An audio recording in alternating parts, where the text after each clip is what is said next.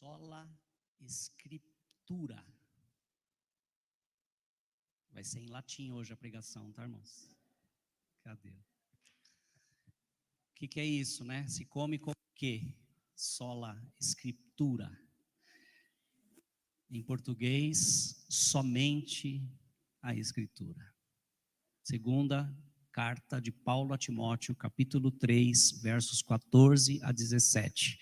Saudamos os irmãos, as pessoas, amigos que estão nos acompanhando ao vivo pela internet. Deus abençoe a sua vida, sua casa, sua família. Amém. Pode ler junto comigo. Chega o 2 Timóteo 3, 14 a 17. Vamos juntos. Quanto a você, porém, permaneça nas coisas que aprendeu e das quais tem convicção, pois você sabe de quem o aprendeu. Porque desde criança você conhece as sagradas letras, que são capazes de torná-lo sábio para a salvação, mediante a fé em Cristo Jesus. Toda a Escritura é inspirada por Deus e útil para o ensino, para a repreensão, para a correção e para a instrução na justiça, para que o homem de Deus seja apto e plenamente preparado para toda a boa obra. Bom, nós estamos aí em outubro, que é comemorado o mês da Reforma Protestante. A Reforma Protestante foi um movimento iniciado no início do século XVI e deflagrado mais precisamente a partir de 31 de outubro de 1517, quando o monge católico Martinho Lutero, na Alemanha, protestando contra diversos pontos no catolicismo romano medieval, publicou 95 teses suas na porta do castelo de Wittenberg.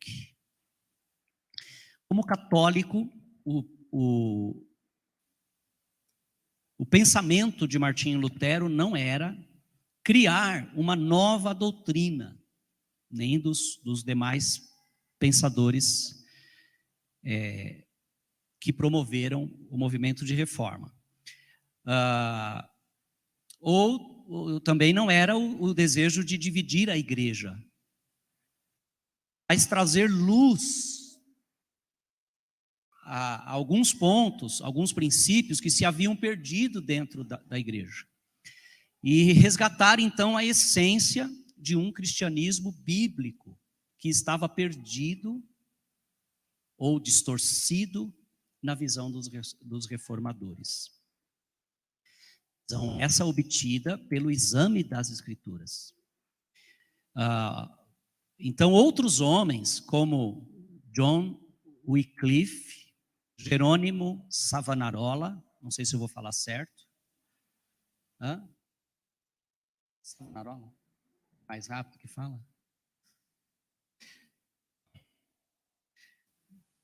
João Hus e tantos outros foram mortos antes de Lutero por defenderem seus ideais de conduta e fé. No cárcere, sentenciado pelo Papa para ser queimado vivo, esse João Hus disse: podem matar o ganso. Em alemão, Hans significa ganso.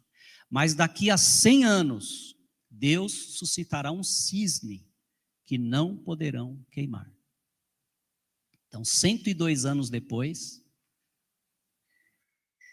da morte de João Hus, Martinho Lutero, seguindo o mesmo ideal de lealdade às Escrituras, afixa à porta da igreja do castelo de Wittenberg as suas 95 teses, refutando a prática teológica medieval da Igreja Católica Romana de sua época, cujo teor dessas teses se resume em que Cristo requer arrependimento, a tristeza sim pelo pecado e não a penitência. Isso é uma questão muito central em todo esse estudo, esse material, essa reflexão que os reformadores e mais representativamente por Martinho Lutero nessa ocasião de 31 de outubro de 1517. Então, no desenvolvimento dos estudos de Lutero e de suas teses, surgem, a partir dessas teses, o que nós conhecemos hoje como os 5 pilares da Reforma Protestante. Em latim, 5 solas, né? Mas nós vamos mencionar aqui os 5 pilares em latim e português. A primeira delas é sola scriptura, em português somente a escritura. Sola Christus, somente Cristo. Sola gratia, somente a graça. Sola fide, somente a fé. E soli Deo glória, somente a Deus glória, ou a glória. Hoje veremos mais especificamente sobre sola escritura, somente a escritura. É uma pregação temática, então nós não vamos hoje apenas expor um texto como temos feito aqui comumente todos os domingos, mas não deixa de ser importante nós utilizarmos a história para nos voltarmos ao princípio que nela foi tratado, que é o princípio de retorno à autoridade da palavra de Deus. Então, qual foi, em primeiro lugar, a razão da refutação de Lutero? Por que Lutero, como um homem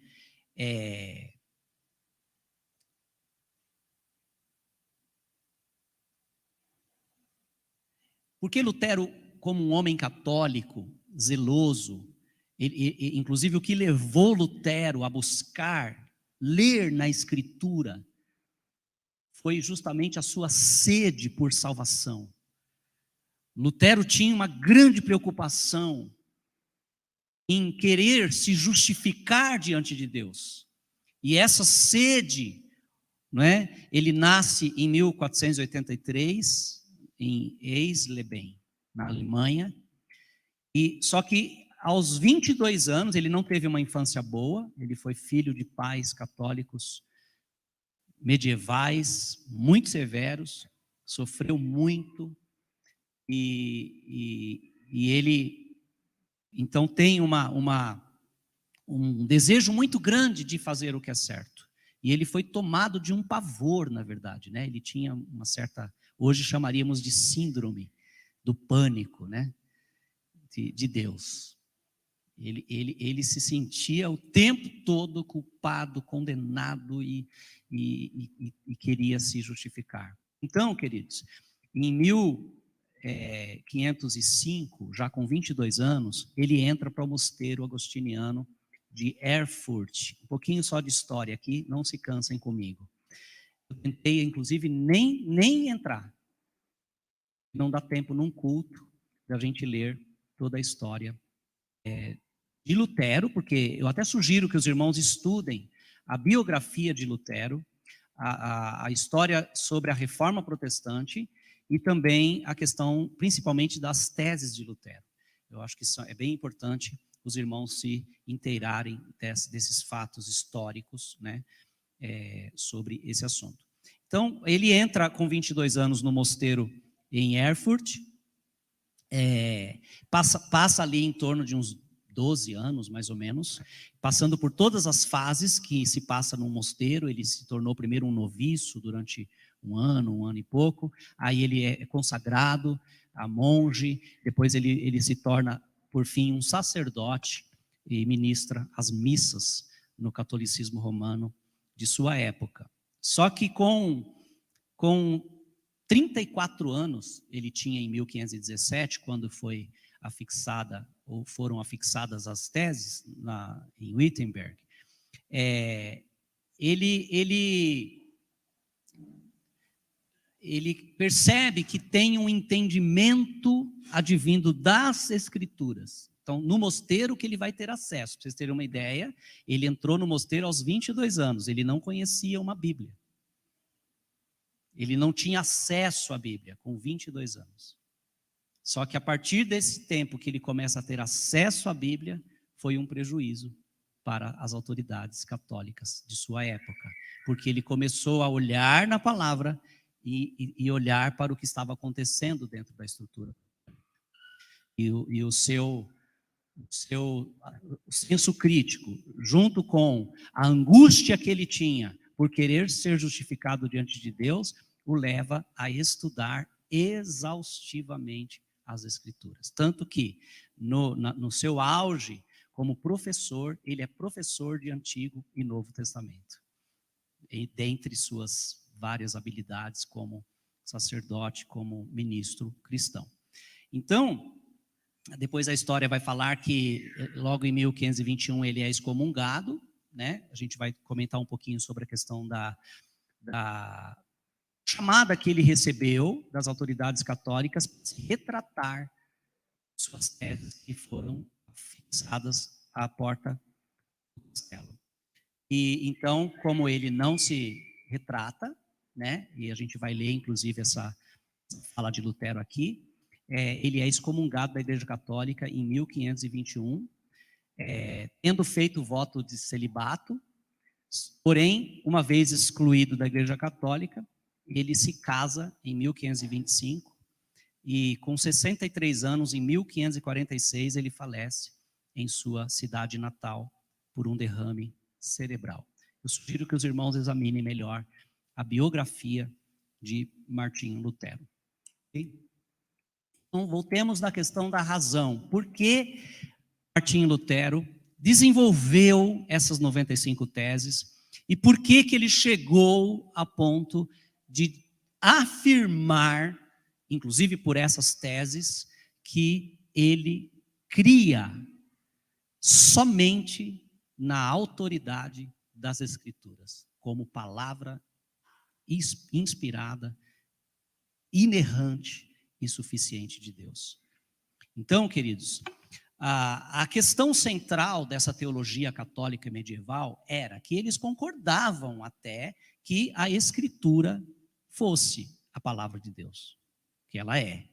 Então, isso não era uma dificuldade para o catolicismo romano medieval. Né? A gente vai tocar um pouquinho sobre como está ainda a mentalidade católica romana, isso é fato, mas aqui nós vamos nos limitar à experiência do início do século XVI de Martinho Lutero com o catolicismo. Então eles concordavam que a Escritura é a palavra de Deus, porém eles acreditavam que podiam buscar essa palavra em locais fora da Bíblia. A exemplo, eles estabeleceram uma estrutura, ou reivindicaram uma estrutura de autoridade, baseada em 3 locais. O primeiro era a própria Bíblia, a Escritura. Então, o magistério, o Papa e os líderes católicos oficiais, eles tinham livre acesso à Escritura, ao texto, que na época estava em latim. Mas eles criam também que essa palavra de Deus poderia ser encontrada na tradição da igreja. E a tradição da igreja, ou aquilo que a igreja ia se acostumando a fazer e definia como verdade, estava ao pé de igualdade com a Escritura. Então, era um dos locais externos à Bíblia que eles encontravam a palavra de Deus. E também, um outro local é o próprio magistério. Então, por exemplo, os papas, ou os bispos, os líderes que eram autorizados a fazerem pronunciamentos oficiais, era chamado de ex cátedra, o pronunciamento oficial de um papa. e isso era considerado a palavra de Deus, em pé de igualdade com o livro, a Bíblia, a tradição e a palavra do Papa.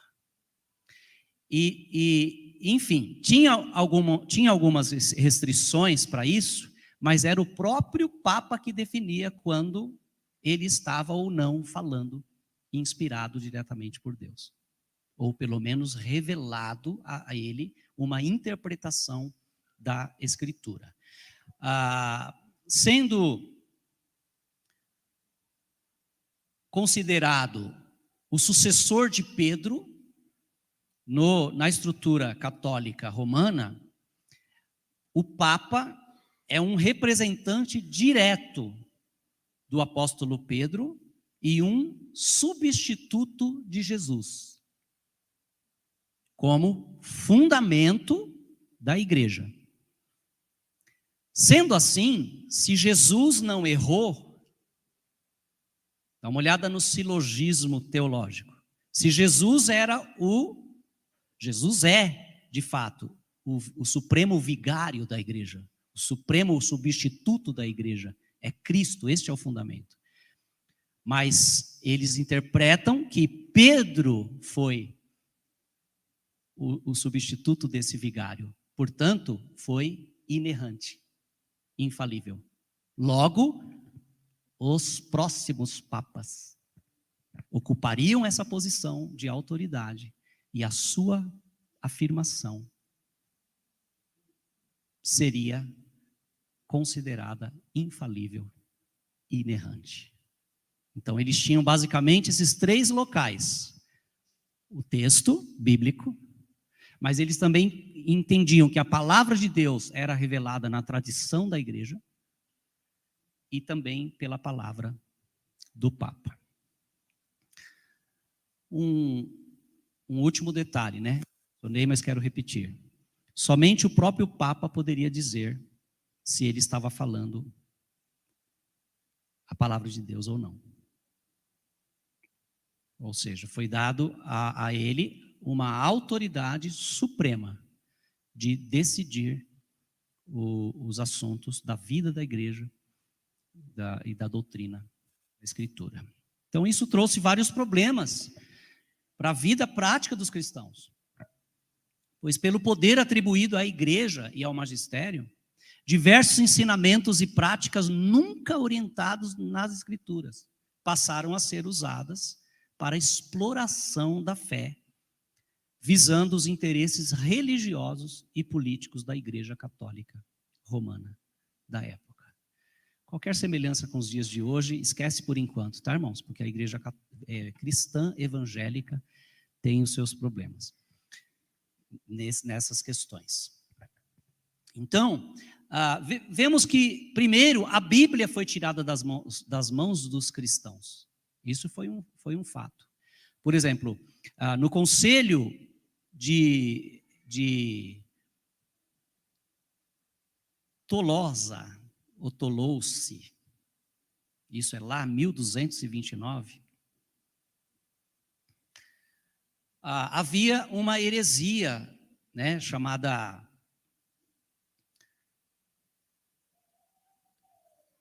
deixa eu ver se eu me lembro aqui, Cátara.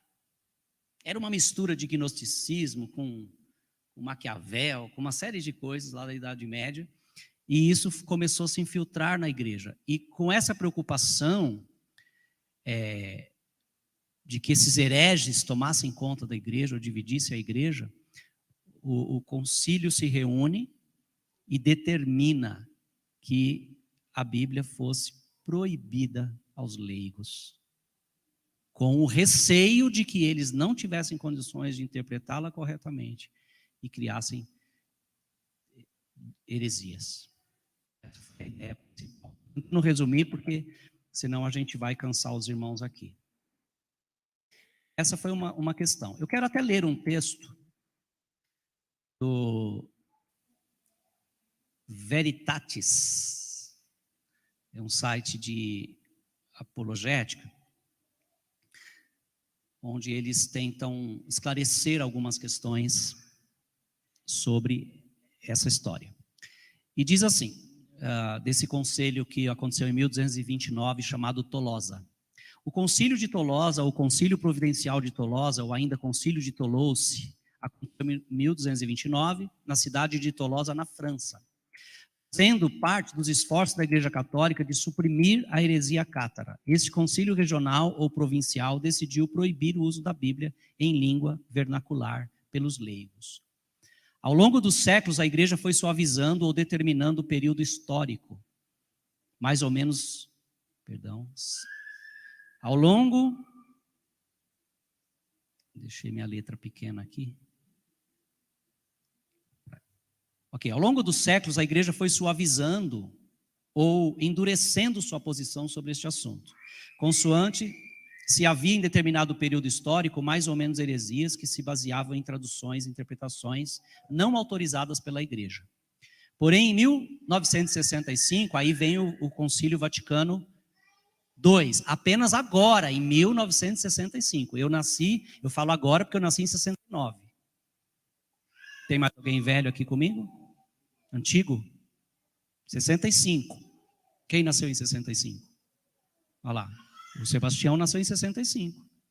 Então faz muito pouco tempo, se for olhar em termos de história, que houve o Concílio II. No Concílio II, que era já um espírito mais ecumênico, mais assim, vamos dialogar, vamos conversar, o que aconteceu? O Vaticano encorajou definitivamente a leitura e uso da Bíblia em língua vernacular. A língua vernacular é a sua própria língua, usada no seu contexto. Pelos fiéis católicos. Mas o livre exame da Bíblia, pelos fiéis, defendida pelos protestantes, continua a ser rejeitada pela Igreja Católica. Quem entendeu? Pode, mas não deve. Olha lá. Nomeadamente através do Concílio de Trento, que aconteceu isso. Esse concílio ecumênico do século XVI declarou que a Bíblia só pode ser verdadeiramente entendida à luz da tradição, mistério da Igreja Católica. Ou seja, já vinha definido que a Igreja e o magistério detinham a autoridade da palavra de Deus. Ou seja, por que uma Bíblia deveria ser examinada por alguém sem o auxílio da Igreja e de um intermediário da Igreja? E isso está mantido. Agora, vamos ver uma notícia de 2013, bem recente, inclusive é do site do G1, que declara o seguinte. Essa declaração foi dada no primeiro discurso ante o Comitê da Bíblia do Vaticano pelo Papa Francisco. E olha o que o Papa diz. Há uma unidade indissolúvel entre escritura e tradição. Olha, você colocou aí? Você está terrível, hein? Obrigado, Daniel. Eu nem sabia. Por isso eu estou vendo que os irmãos não estão olhando para mim. Você entregou todo o meu esboço lá na tela. Daniel, vamos conversar depois. Que bom. Vocês querem olhar lá e ouvir? Tá tranquilo? Tá bom.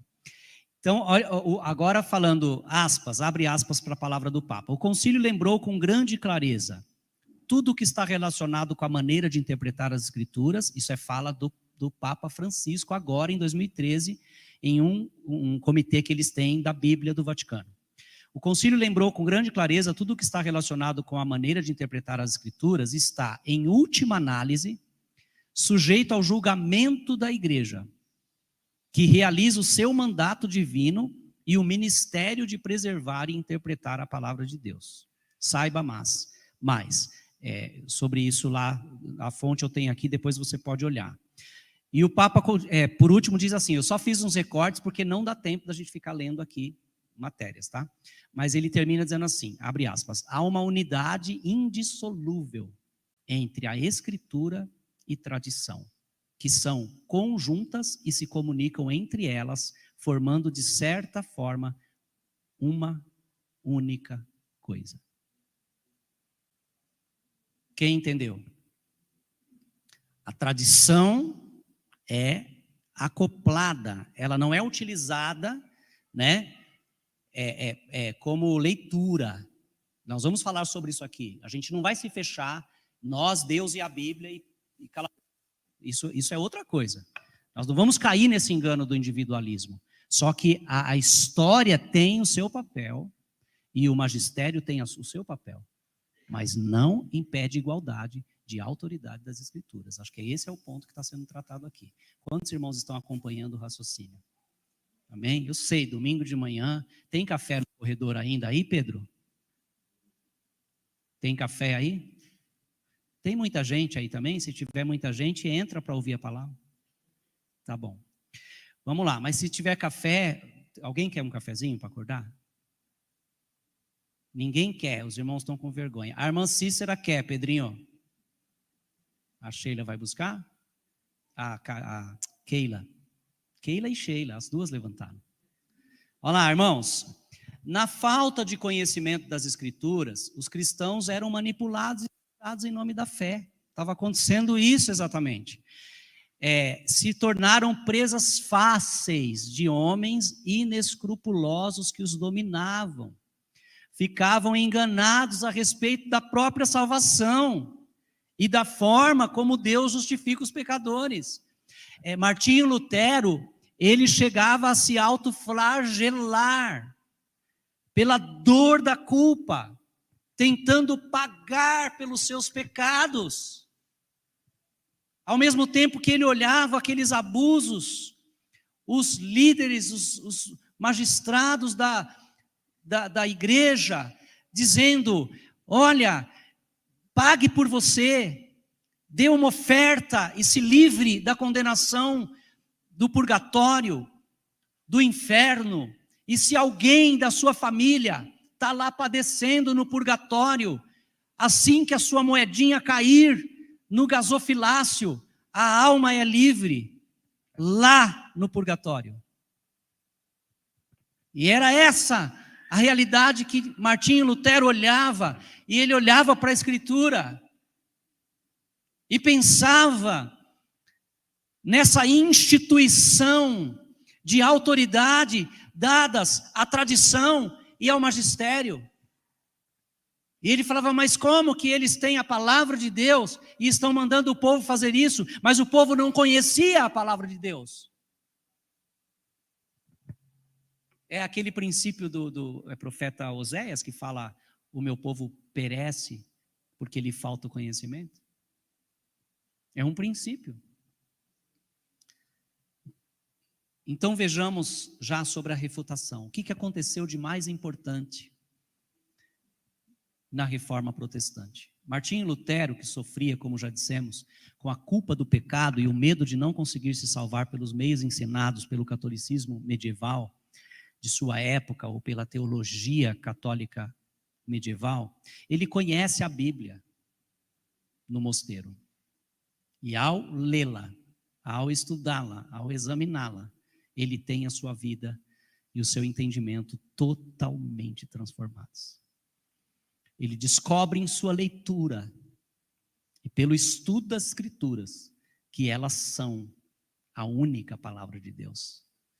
A única verdade absoluta e suficiente, encontrando assim a paz que tanto precisava e a certeza da salvação como um dom gratuito de Deus por meio de Jesus Cristo unicamente. Isso liberta Martinho Lutero.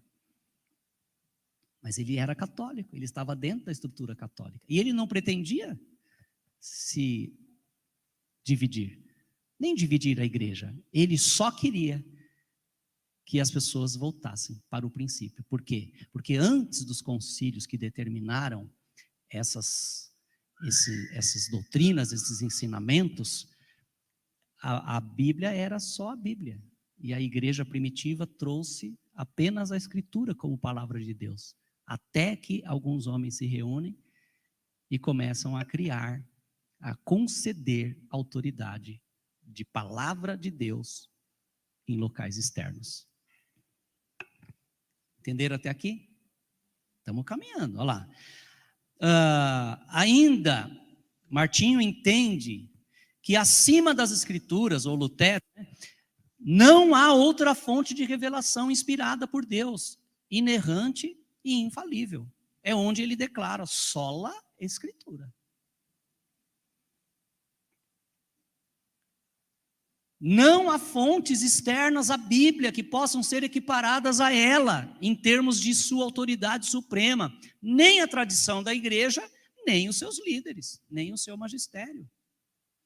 Considerando que a igreja tem sua autoridade, e que a história e a tradição cristãs têm o seu lugar na interpretação e aplicação das Escrituras. Nem devemos cair, eu quero afirmar isso aqui, que não devemos cair no engano do individualismo, de dizer eu, Deus e a Bíblia. Não, o diálogo filosófico, teológico, deve permanecer aberto. Agora, o que está em questão é que o nosso diálogo, a nossa filosofia, a nossa teologia não estão em pé de igualdade com as Escrituras. A igreja aqui local me conhece. Eu não deixo calvinista brigar com arminiano aqui dentro. Aqui não é ringue de contenda, porque o nosso Deus a quem queremos servir não é Deus de contenda, ele é Deus de paz. E o Evangelho está acima das reflexões filosóficas e teológicas. Senão, não é só a Escritura.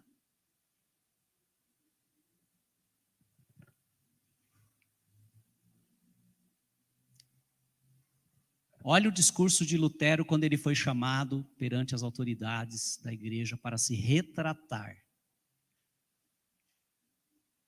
Ele ouve todo aquele concílio, as acusações que fizeram de discordância com suas teses afixadas na porta da capela de Wittenberg, e ele diz assim: a menos que possa ser refutado e convencido pelo testemunho da Escritura e por claros argumentos, visto que não creio no Papa, nem nos concílios, é evidente que todos eles frequentemente erram e se contradizem.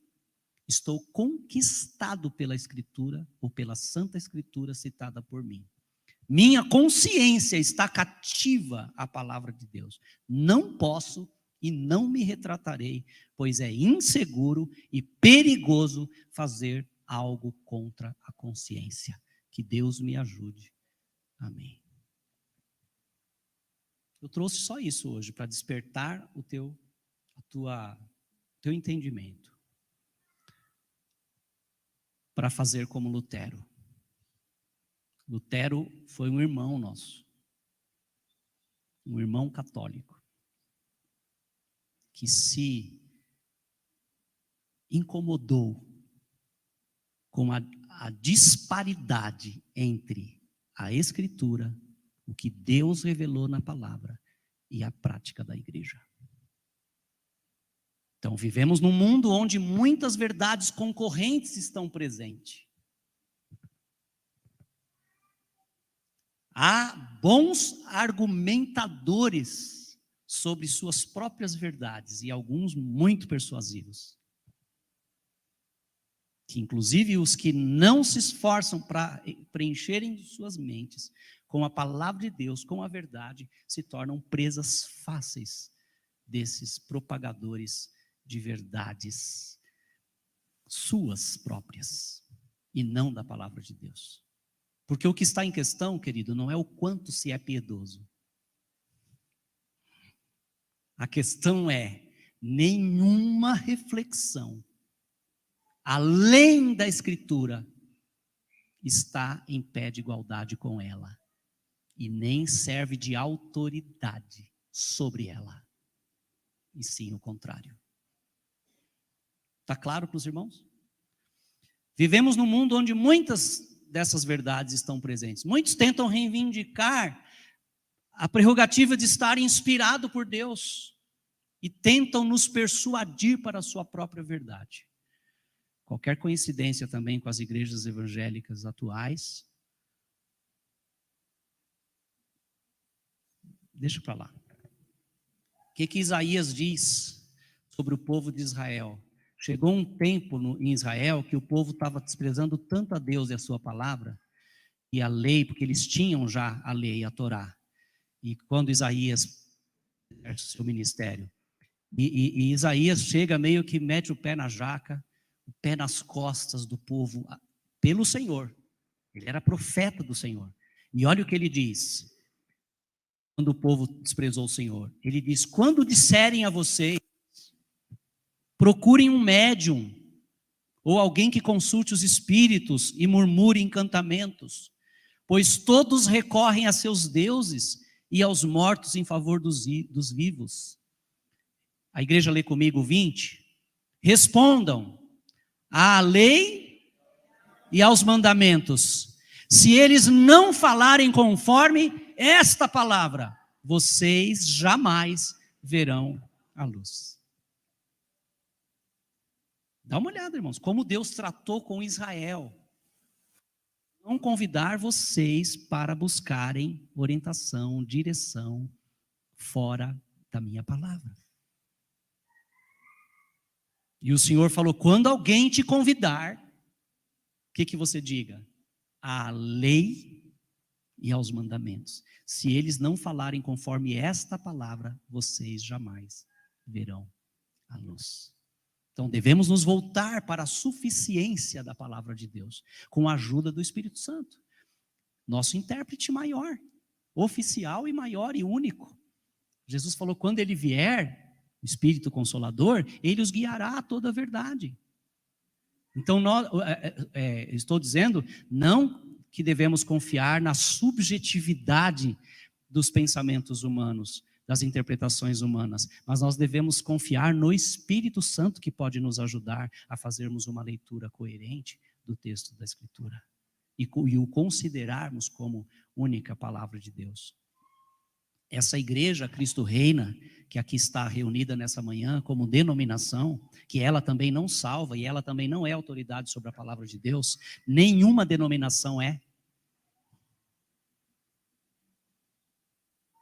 Se alguém vier reivindicando para você que a doutrina dele é verdadeira, porque ele é da Assembleia de Deus, da Igreja Pentecostal Deus é Amor, presbiteriana do Brasil, sorveteriana, desculpa, irmãos, não se ofenda, nós temos presbiterianos entre nós, mas eles são cheios do Espírito Santo. Mas tem presbiteriano ruim, e tem da Cristo Reina também, os irmãos ruinzinhos, não tem nada, você olha assim, não tem fruto nenhum, nenhuma evidência de nada, mas nós amamos todos esses irmãos, friozinho mesmo, se estiver muito geladinho, a gente dá um abraço, põe o nosso paletó nele, e a gente vai buscar em Deus paciência, para a gente esperar os irmãos serem fervorosos no Espírito, amém, queridos? Olha lá, essa igreja Cristo Reina, e aí eu quero, lógico, que vocês digam se isso é verdade ou não, se não for, podem também se pronunciar e dizer, tem microfone sem fio aí, né? O Pedro ajuda, e você diz, não, pastor, não concordo, essa igreja não quer ser esse tipo de igreja, mas eu quero aqui tentar representá-los no que nós cremos. Essa igreja crê que somente as Escrituras são a sua regra de fé e conduta. Todo pensamento deve ser levado cativo a ela, pois temos a mente ou a mentalidade de Cristo nas Escrituras. Quem concorda com isso? Quando a gente não souber o que fazer, nós vamos nos ajoelhar juntos, pastores e irmãos, e vamos orar a Deus, e vamos olhar na Bíblia, até que Deus nos leve a entender. Não devemos nos pautar ou depender do subjetivo das pessoas, pois a palavra de Deus, as Escrituras, são superiores a isso. A palavra de Deus, como verdade absoluta e soberana, revelada por Ele, não está sujeita à subjetividade humana. Inclusive, irmãos, um dos maiores engodos que eu tenho visto nesses últimos dias de tremenda apostasia no mundo, é que a gente às vezes quer desconstruir a Bíblia e quer acreditar na subjetividade humana. Já perceberam? Que engano. Quer dizer que alguém está dizendo, quando a Bíblia fala, eu não quero acreditar. Isso é moda hoje no sistema. Quando a Bíblia diz alguma coisa, eu não quero aceitar. Mas quando um cara com discurso bom diz alguma coisa, a sua interpretação, então eu tenho como palavra de Deus.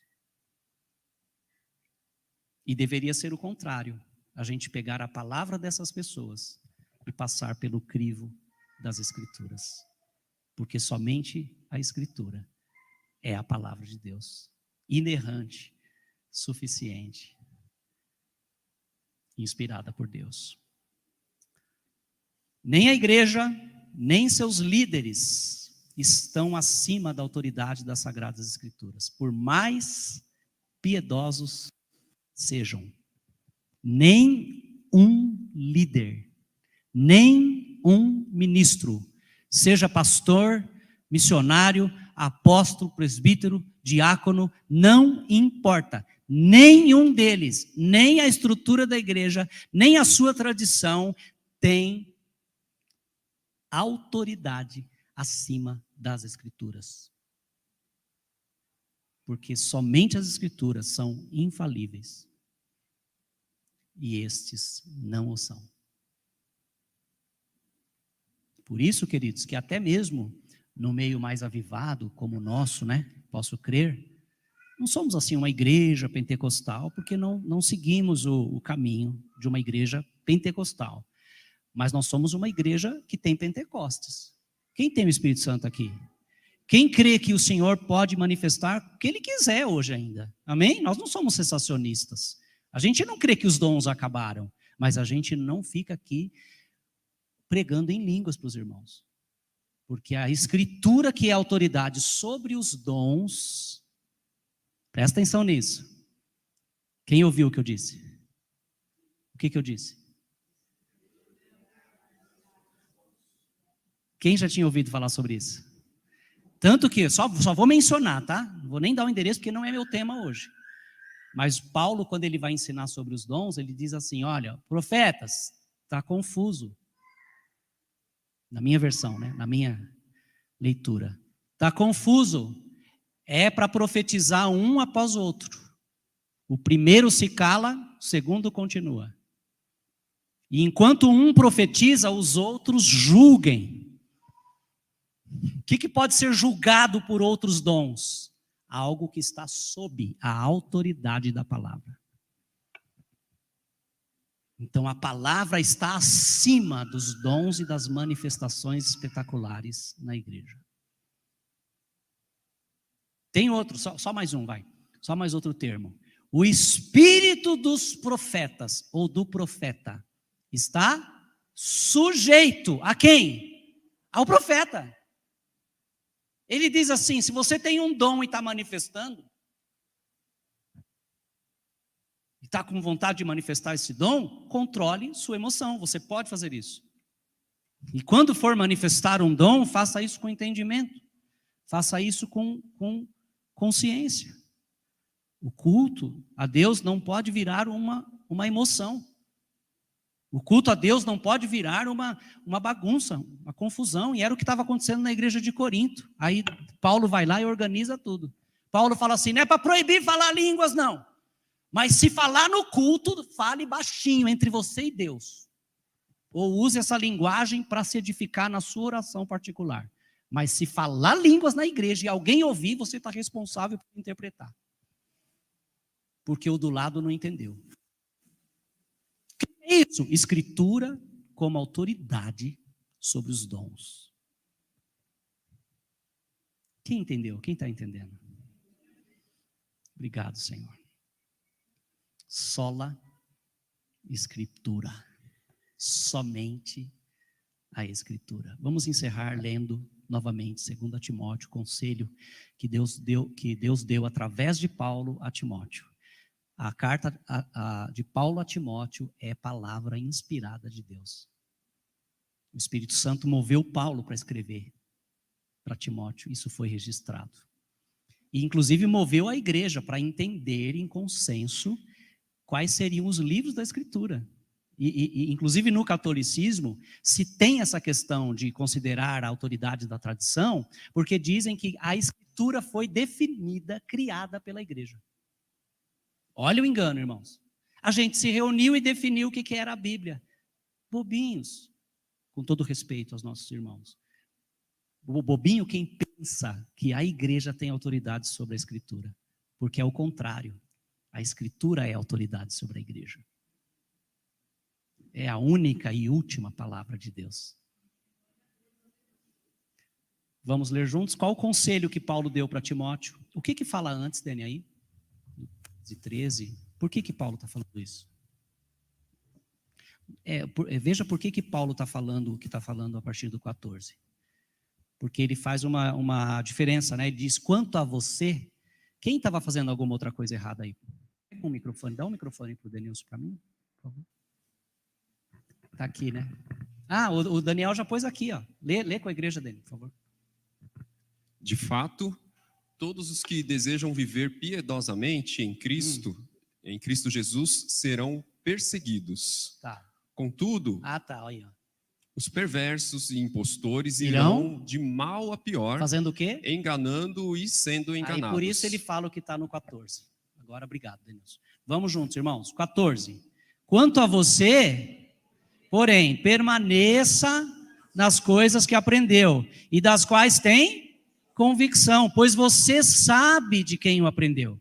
Porque desde criança você conhece as sagradas letras, que são capazes de torná-lo sábio para a salvação, mediante a fé em Cristo Jesus. Porque toda a Escritura é inspirada por Deus e útil para o ensino, para a repreensão, para a correção e para a instrução na justiça, para que o homem de Deus seja apto e plenamente preparado para toda a boa obra. A palavra de Deus não precisa dos nossos confetes.